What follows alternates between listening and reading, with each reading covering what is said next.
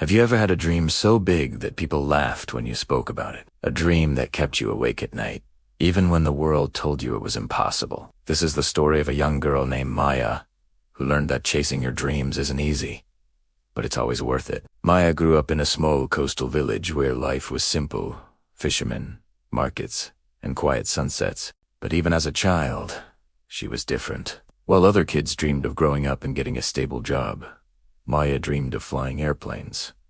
Not as a passenger, but as a pilot. Every day, she'd watch planes fly high above the sea and whisper to herself, "One day I'll be up there too."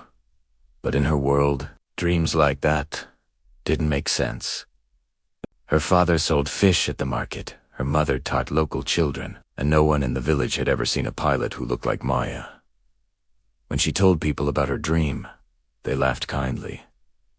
"Maya," they said, "that's not for people like us. You should think about something realistic."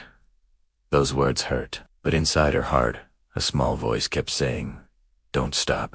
Keep going." When she turned 18, she left her village with nothing but a small bag, a few savings, and a dream that refused to die. She traveled to the city, loud, crowded, and unfamiliar. Everything felt impossible. She had no contacts, no money for flight school, and no one who believed in her. For weeks, Maya searched for a job. Every day brought rejection after rejection. One evening, sitting on a bench outside a small cafe, she whispered, "Maybe they were right. Maybe this dream is too big for me." Just then, an old man who had been watching her from inside the cafe came out. He was kind, with gentle eyes. He asked, "Why do you look so defeated, young lady?"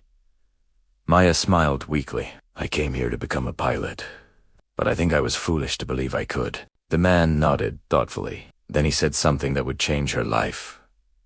"Dreams are not foolish, my dear. Giving up on them is the sky dois. Tea belong to anyone. It is there for those who dare to reach it." His words lit a spark inside her again. Maya got a job cleaning planes at a small local airport. It wasn't glamorous. Her hands were often covered in grease. Her uniform smelled of fuel, and she worked long hours. But every time she touched those airplanes, she felt closer to her dream. At night, she would sit near the runway, watching the pilots take off and land, studying every detail, every move. She listened, observed, learned, silently building knowledge one day at a time. Months passed. Maya saved every bit she could. Finally, she had enough to take her first flight class. It was the happiest day of her life, and also one of the hardest. The lessons were expensive, the theory complex, and the schedule exhausting. There were days she failed. Days she cried alone in her small room. Days when self-doubt whispered, "You'll never make it." But then she'll remember the old man's words. The sky doesn't tea belong to anyone. It is there for those who dare to reach it. So she kept going, one step at a time. Years went by, and finally, after endless effort, Maya stood inside the cockpit, not as a cleaner, but as a pilot. Her hands trembled as she touched the controls. When the plane took off, and the earth began to shrink beneath her, tears filled her eyes. "I did it," she whispered. "I'm flying." But this was not the end of her journey.